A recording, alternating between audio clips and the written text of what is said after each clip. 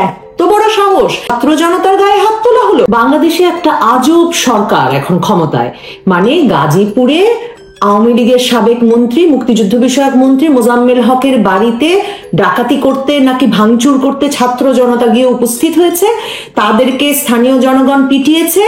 এটা এখন সবচেয়ে বড় জাতীয় উদ্বেগের কারণ হয়ে দাঁড়িয়েছে। স্বরাষ্ট্র উপদেষ্টা, যাকে এতদিন ধরে এই যে মববাজি চলছে দেশে পাওয়া যায় নাই, যিনি ঘুমাচ্ছিলেন যখন ঢাকার প্রাণকেন্দ্রে 32 নম্বরে 2 দিন 2 রাত ধরে আগুন জ্বললো, বুলডোজার দিয়ে ভাঙা হলো, তারপর রড কাটা হলো, কোনো ডিস্টার্ব উনি করেন নাই। কিন্তু সেখানে কেন উনাদের ছাত্র জনতা, মানে জাতীয় নাগরিক কমিটি, বৈষম্য বিরোধী ছাত্র আন্দোলনের ছেলেপেলে কেন আওয়ামী লীগ নেতার বাড়িতে গেল মাঝরাতে, সে খোঁজ না নিয়ে বরং সেখানে যাওয়ার পর কেন স্থানীয় জনতা তাদের পেটালো, সেই বিচারে এখন নেমে পড়েছেন স্বরাষ্ট্র উপদেষ্টা। এবং সরকার ভীষণ উদ্বিগ্ন, কারণ স্বরাষ্ট্র উপদেষ্টার পদত্যাগ চেয়ে ফেলেছে ছাত্ররা সরাসরি। ওই গাজীপুরে ওরা যখন মার খাচ্ছে, তখন রূপায়ণ সেন্টার, মানে ওই যে ঢাকার প্রাণকেন্দ্রে বাংলা মোটরে বিরাট বিলাসবহুল যে অফিস বৈষম্য বিরোধী ছাত্র আন্দোলন আর জাতীয় নাগরিক কমিটির, তারা সেখান থেকে তখনই স্বরাষ্ট্র উপদেষ্টার বাড়ির উদ্দেশ্যে রওনা হয়েছে যে স্বরাষ্ট্র উপদেষ্টা জাহাঙ্গীর আলম সাহেব, যাকে কোথাও কখনো দেখাই যায় না, তিনি যাতে এখন পদত্যাগ করতে হবে। কারণ কত বড় সাহস, ছাত্র জনতা বাড়ি ভাঙতে গেছে, আগুন দিতে গেছে। কারণ চলছে তো বুধবার থেকে, শুধু তো 32 নম্বরে নয়, খুলনায়, চট্টগ্রামে, রংপুরে, সারা দেশে ইচ্ছা মতো ভাঙচুর, আগুন দেওয়া চলছে। এমনকি বনানীতে শেখ সেলিমের বাসায়, মানে একদম ঢাকার সবচেয়ে বিলাসবহুল অভিজাত এলাকাতেও এই ঘটনা ঘটেছে। কেউ তো ডিস্টার্ব করে নাই, কেউ তো ছাত্র জনতার গায়ে হাত তোলে নাই। এত বড় সাহস, গাজীপুরে কিনা ছাত্র জনতার গায়ে হাত তোলা হলো। কাজী রূপায়ণ সেন্টার থেকে বীররা বেরিয়েছেন স্বরাষ্ট্র উপদেষ্টার বাসায় যে উনার পদত্যাগ চাই, এবং স্বরাষ্ট্র উপদেষ্টা পরের দিনই এসে বলেছেন যে এই বিচার ওনারা করেই ছাড়বেন। কিন্তু ওইদিকে আলটিমেটাম, গাজীপুরে তো আলটিমেটাম চলছে, তারা বলেছে 24 ঘন্টার মধ্যে বিচার না করলে তারা নাকি এই স্বরাষ্ট্র উপদেষ্টার পদত্যাগ দেখে ছাড়বে এবং আরো অনেক কিছু করবে। লাঠি সোটা নিয়ে তারা বেরিয়েছে মিছিলে, পত্রিকাতেই আমি ছবি দেখলাম। এখন আমার প্রশ্ন হলো যে সরকার কি তার মানে এই যে তাদেরকে ক্ষমতায় বসানো ছাত্র জনতা, হ্যাঁ, সেই ছাত্র জনতাকে শুধুমাত্র রক্ষা করতে এসেছে? দেখেন, খুব ইন্টারেস্টিং ব্যাপার। ইউনূস সাহেব প্রধান উপদেষ্টা, তিনি 3 তারিখ নিরাপত্তা বাহিনীর, মানে পুলিশ, র্যাব, এদের সবাইকে ডেকে তিনি বললেন যে দেশে একদম যুদ্ধ পরিস্থিতির মতো সতর্ক থাকতে হবে, একটা কেন্দ্রীয় কমান্ড সেন্টার থাকতে হবে যাতে কেউ অরাজকতা বা বিশৃঙ্খলা সৃষ্টি করতে না পারে। এবং তারপর তিনি বললেন যে শেখ হাসিনা অনেক, মানে শেখ হাসিনা এবং এই পতিত ফ্যাসিস্ট দোসর, মানে যেগুলো তারা বলেন, এরা অনেক টাকা দিচ্ছে অরাজকতা সৃষ্টির জন্য, কাজে কোনোভাবেই যাতে অরাজকতা সৃষ্টি না হতে পারে এই ব্যাপারে খুব সতর্ক থাকতে হবে।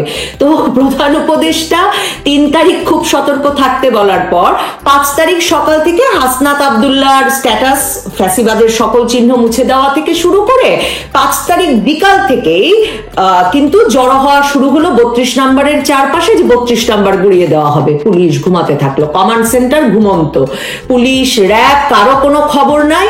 এরপরে 2 দিন 2 রাত ধরে কি চললো তা তো আমরা দেখলাম।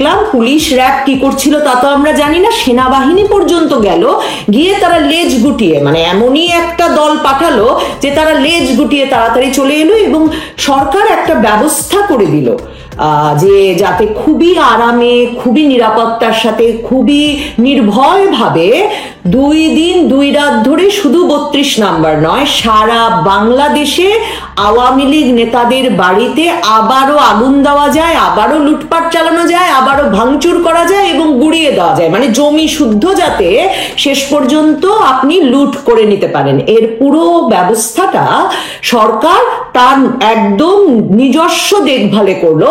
যেই দেখভাল 3 তারিখ করবার দায়িত্ব ডক্টর মোহাম্মদ ইউনূস নিজে নিরাপত্তা বাহিনীদের দিয়ে দিয়েছেন।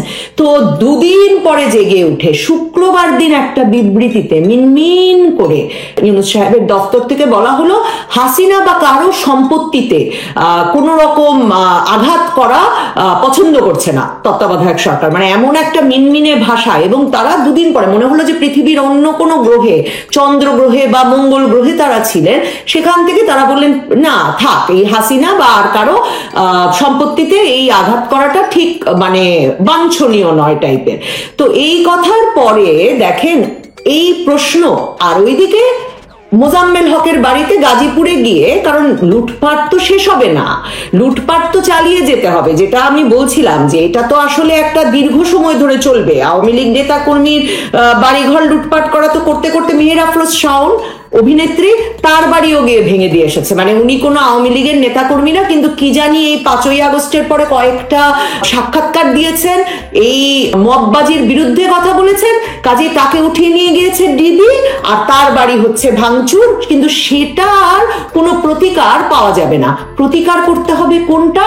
মোজাম্মেল হকের বাড়িতে গিয়ে উঠেছে ইউনূসের ছাত্র জনতা এবং তাদেরকে স্থানীয় জনগণ পেটাচ্ছে, কাজে এর প্রতিকার দেখতে হবে। ইউনূস সাহেবের ছাত্র জনতা ছাড়া আর কেউ কি গুরুত্বপূর্ণ? কেন এই বৈষম্য বিরোধী ছাত্র আন্দোলনের নেতারা আমাদের পেটালো কেন? আমরা আগুন দিতে গিয়েই না হয়েছিলাম, আমাদের পেটালো কেন এই বলে যেই মাত্র জাহাঙ্গীর সাহেবের বাড়ির দিকে, স্বরাষ্ট্র উপদেষ্টার বাড়ির দিকে গেল, স্বরাষ্ট্র উপদেষ্টা সহ সরকারের ভিত নড়ে যায় কেন?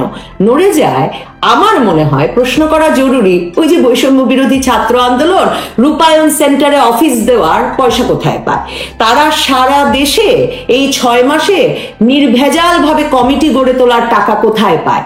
এই যে তারা সারা বাংলাদেশে পেটোয়া বাহিনী পেয়ে গেছে, যারা মিছিল করছে, আলটিমেটাম দিচ্ছে, এই নিয়োগ প্রক্রিয়া চালানোর টাকা তারা কোথায় পায়?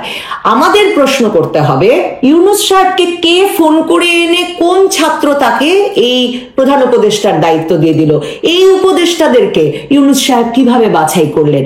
তার মানে এই যে মেটিকুলাস ডিজাইনের কথা বলেছিলেন ইউনূস সাহেব, আমাদের তো বিশ্বাস করবার তাহলে কারণ আছে যে সেই মেটিকুলাস ডিজাইনের কোনো অংশ বা সম্পূর্ণ গল্পটি এই হাসনাত আব্দুল্লাহ, এই সার্জিস, এই মাহফুজ আলম, এই নাহিদ ইসলাম, এই আসিফ ভুইয়া এরা জানে বলেই এরা সরকারে ঢুকতে পেরেছে বা এরা সরকার হম্বিতম্বি করে বেড়াতে পারছে। এবং শুধুমাত্র এদের হম্বিতম্বি ছাড়া আর কারো কি হলো তাতে আসলে ইউনূস সাহেব বা কোনো উপদেষ্টার বা এই সরকারের কিচ্ছু আসে যায় না। তার মানে আপনার বাড়ি ভাঙচুর হবে, আপনার বাড়ি লুটপাট হবে, আপনার বাড়িতে আগুন দেবে, ওদের ইচ্ছা হলে ওরা দেবে।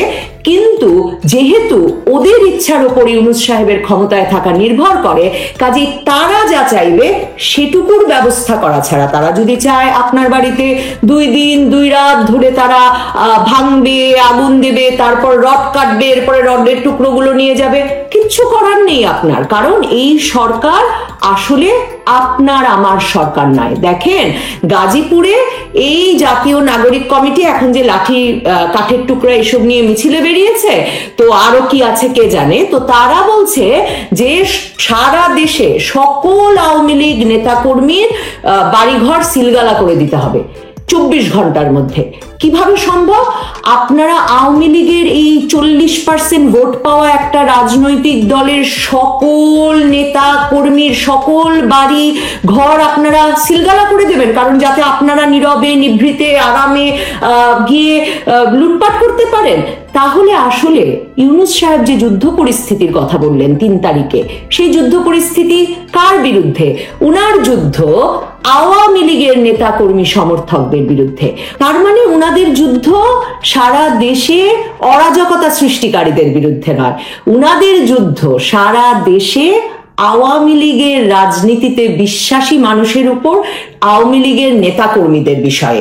এবং আওয়ামী লীগের সকল নেতাকর্মীরা গিয়ে পুলিশকে গুলি চালাতে বলেছিল। তারা তার মানে কাদের ওপরে আক্রমণ চালাতে চাচ্ছে? তারা তার মানে কাদের ওপর যুদ্ধ চালাতে চাচ্ছে? যারা মনে করেছে বাঙালির মুক্তি সংগ্রামে যারা বাঙালি জাতীয়তাবাদে বিশ্বাস করেছে, যারা মনে করেছে বাঙালির মুক্তি সংগ্রামে সবচেয়ে গুরুত্বপূর্ণ অধ্যায় 1971, বাঙালির মুক্তি সংগ্রামের নেতা শেখ মুজিবুর রহমান, তাদের বিরুদ্ধেই তো তাদের যুদ্ধ। এই যুদ্ধ তাহলে প্রকাশ্য যুদ্ধ হওয়া দরকার, এই যুদ্ধ ঘোষিত যুদ্ধ হওয়া দরকার। তাহলে আপনি আসলে কি করতে চাইছেন? আপনি বাংলাদেশকে মুক্ত করতে চাইছেন। বাংলাদেশকে মুক্ত করতে চাইছেন কাদের হাত থেকে? যারা মুক্তিযুদ্ধকে বাঙালির মুক্তি সংগ্রামের কেন্দ্র বলে মনে করে। আপনি ইউনূস সাহেব কাদের থেকে বাংলাদেশকে মুক্ত করতে চাইছেন?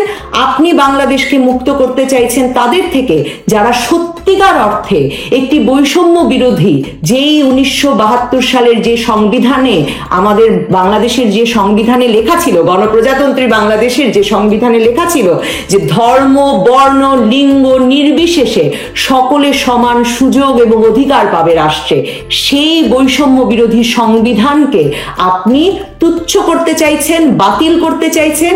আপনার যুদ্ধ আসলে তাদের বিরুদ্ধে। মাত্র 6 মাসের ব্যবধানে আওয়ামী লীগ এত বড় রাজনৈতিক পতনের পরেও আবার গুছিয়ে উঠতে শুরু করেছে। দেশে কোথাও কখনো আর আওয়ামী লীগ নেতাকর্মীদের দাঁড়াতে দেওয়া হবে না। বর্তমান অন্তর্বর্তীকালীন সরকারের এমন ঘোষণা, যদিও তারা আওয়ামী লীগ নিষিদ্ধের পথে যায়নি, অন্যদিকে যেখানেই কেউ আওয়ামী লীগের প্রচারণা চালাবে তাকেই গ্রেফতার করা হবে এমন ঘোষণা, পুলিশি ধরপাকড়। সারা দেশে এখনো বিয়ে বাড়ি থেকে আওয়ামী লীগ করার অপরাধে মেয়ের বাবাকে ধরে নিয়ে যাওয়া, কিংবা বিশ্ববিদ্যালয়ে পরীক্ষা দিতে বসা ছাত্রলীগ করার দায়ে ছাত্রকে বহিষ্কার অব্যাহত থাকলেও শত শত মামলায় হাজার হাজার আওয়ামী লীগ নেতাকর্মীকে গ্রেফতার, সমর্থকদের গ্রেফতার, হয়রানি, বিনা জামিনে এবং অনেক ক্ষেত্রে বিনা আইনজীবী দিয়ে আটকে রাখা হলেও দলের নেতাকর্মীরা বের হতে শুরু করেছেন। শেখ হাসিনা নিজে এর মধ্যে অনলাইনে আওয়ামী লীগের বিভিন্ন অনুষ্ঠানে যোগ দিচ্ছেন ভারত থেকেই।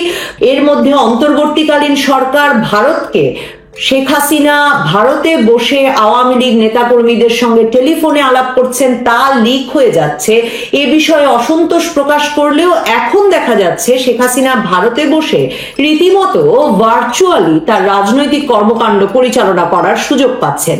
এ অবস্থায় একদিকে যেমন তার প্রকাশ্য আগমনে আনন্দিত এবং উৎসাহিত আওয়ামী লীগ নেতাকর্মী সমর্থকেরা, তেমনি 5ই আগস্ট ঠিক কি পরিস্থিতিতে তিনি বাংলাদেশের সেনাবাহিনীর ব্যবস্থাপনায় ভারত চলে গেলেন, কেন এর আগে জুলাই আগস্টে রাজপথে পুলিশ এতটা নিষ্ঠুর এবং প্রাণঘাতী হয়ে উঠল, কিভাবে এত প্রাণহানি এবং রক্তপাত ঘটতে পারলো শেখ হাসিনার আমলে, সাধারণ মানুষের কাছে গ্রহণযোগ্যতা পেতে শেখ হাসিনাকে নিশ্চিতভাবেই এই প্রশ্নগুলোরও উত্তর দিতে হবে। যেমনটা বলছিলাম, দ্রব্যমূল্যের ঊর্ধ্বগতি, অর্থনৈতিক স্থবিরতায় ব্যবসা বন্ধ হওয়া, একের পর এক কারখানা বন্ধ হওয়া, চাকরি হারানো মানুষ, আইন শৃঙ্খলার চরম অবনতিতে এমন জেরবার। অন্যদিকে তারা দেখছেন সন্তানেরা এখনো ক্লাসে ফিরছে না, এমনকি স্কুলগুলোতে ফেব্রুয়ারি মাসে এসেও সরকার পাঠ্যপুস্তক তুলে দিতে পারেনি ছাত্রদের হাতে, ক্লাস ঠিক মতো শুরু হতে পারছে না। বাংলাদেশের মধ্যবিত্ত আর নিম্নবিত্ত মানুষের এ অবস্থায় এমনি হাসফাস দশা যে শেখ হাসিনার টানা 15.5 বছরের শাসনের নানা অনিয়ম এবং শক্তি প্রয়োগে ক্ষুব্ধ যে মানুষ দলমত নির্বিশেষে 5ই আগস্ট রাস্তায় নেমে এসে শেখ হাসিনা সরকারের পতন ঘটিয়েছিল, তাদের ভেতরে হতাশা এবং ক্ষোভ আবারও পুঞ্জীভূত হচ্ছে। খোদ রাজধানী ঢাকায় দিনে দুপুরে ছিনতাই, রাহাজানি, ডাকাতির মতো ঘটনা ঘটছে। সরকার ফ্যাসিস্টের দোসর নাম দিয়ে বাংলাদেশের প্রায় সকল সংবাদ মাধ্যমের সম্পাদক থেকে কর্মরত সাংবাদিকদের চাকরিচ্যুতি, বিপুল পরিমাণ ভিত্তিহীন মামলা দিয়ে, ধমক দিয়ে, কিংবা সরকারের কর্তা ব্যক্তিরা ফেসবুক স্ট্যাটাস দিয়ে ভয় দেখিয়েও আইন শৃঙ্খলা পরিস্থিতির অবনতির খবর বন্ধ করতে পারছেন না সংবাদ মাধ্যমে। শুধু 5ই আগস্টের পরেই 5 শতাধিক থানায় হামলা হয়েছিল এবং অস্ত্রশস্ত্র লুটপাটের ঘটনা ঘটেছিল। এরপর সরকার সেনাবাহিনীকে ম্যাজিস্ট্রেসি ক্ষমতা দিয়ে রাজপথে নামিয়েছে বটে, কিন্তু এখনো পুলিশ সম্পূর্ণ গুছিয়ে কাজ শুরু করতে পারেনি। আর অন্যদিকে যৌথ বাহিনীর অভিযানে বিচার বহির্ভূত হত্যার ঘটনা ঘটলেও দেশে আসলে কোনো আইন শৃঙ্খলা পরিস্থিতির মধ্যে কোনো রকম শৃঙ্খলা ফিরে আসেনি। দেশ মূলত চলছে মবের শাসনে। 5ই আগস্টের রাজনৈতিক পট পরিবর্তনের পর বিবিসি খবর দিচ্ছে, গণপিটুনির শিকার হয়ে আওয়ামী লীগ নেতা কর্মী সহ অর্ধশতাধিক মানুষের মৃত্যু হয়েছে। ছাত্র জনতার অভ্যুত্থানের 3 দিনের মাথায় অন্তর্বর্তীকালীন সরকার গঠন করেছিলেন ডক্টর মোহাম্মদ ইউনূস এবং তার প্রতিশ্রুতি ছিল সংস্কার, বিচার এবং নতুন বাংলাদেশ গড়ে তোলার। এবং সেই অবস্থায় নিজ জেলা চট্টগ্রাম, নিজ পেশায় এনজিওর মানুষজন আর নিজ প্রতিষ্ঠান গ্রামীণ ব্যাংক থেকে তার সহকর্মীদের কিংবা নিজ পরিবার এবং চেনা জানা মানুষদের নিয়ে তিনি যে সরকার গঠন করেছেন, তিনি নিজেই বলেছেন সে সরকারের কারোরই তিনি সহ এই রকম কাজ করবার দক্ষতা বা যোগ্যতা হয়তো নেই। কাজেই তারা চেষ্টা করছেন, চেষ্টায় বিফল হলে কপাল খারাপ। সম্ভবত গত 6 মাসে বাংলাদেশের নিরুপায় মানুষদের একটা বড় অংশ তাদের কপালকেই দোষ দিচ্ছেন। কারণ অর্থনৈতিক পরিস্থিতি কিংবা আইন শৃঙ্খলা পরিস্থিতির বড় ধরনের উন্নতি ঘটানো অনির্বাচিত সরকারের পক্ষে সম্ভব নয়, সেজন্য একটি নির্বাচিত রাজনৈতিক সরকার দরকার, এমন মতামত উপদেষ্টাদের কেউ কেউ এবং বিশেষজ্ঞদের অনেকেই প্রকাশ করলেও ডক্টর মোহাম্মদ ইউনূস সরকার বলছেন আগে সংস্কার তারপর নির্বাচন। এবং 2007 সালে 1/11 সরকারের সময় সেনাবাহিনীর প্রস্তাবে দীর্ঘমেয়াদে ক্ষমতায় থাকার প্রতিশ্রুতি না পেয়ে ক্ষমতা নিতে রাজি না হওয়া ইউনূস সাহেব এবার এ প্রস্তাবে রাজি হয় এবং এবার ক্ষমতায় এসেই তার 2007-এর চেষ্টার ধারাবাহিকতায় তরুণদের অর্থাৎ আন্দোলনে নেতৃত্ব দানকারী তরুণদের একটি রাজনৈতিক দল গড়ে তোলবার সমর্থন দেওয়া এবং তাদেরকে সেই কাজে উৎসাহিত করা এবং এরপর থেকে সরাসরি সরকারি সমর্থনে সারা দেশে নিয়োগ প্রক্রিয়া চলতে দেওয়ায়, নির্বাচনকে বিলম্বিত করতে থাকায়, নির্বাচন নিয়ে সন্দেহ, একটা স্থিতিশীল বাংলাদেশের দিকে হাঁটার সম্ভাবনায় মানুষের সন্দেহ ক্রমাগতই বাড়ছে।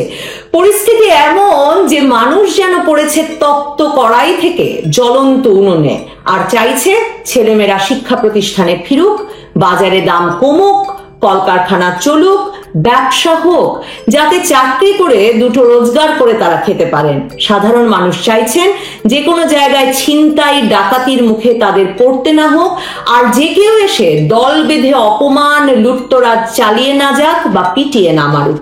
মানুষ শান্তি চাইছে, আর তাই বোধহয় আওয়ামী লীগের 15 বছরের শাসনের বিরুদ্ধে একাত্তা বাংলাদেশের মানুষের ভেতর 6 মাস না যেতেই আফসোস লীগের সংখ্যা বাড়ছে।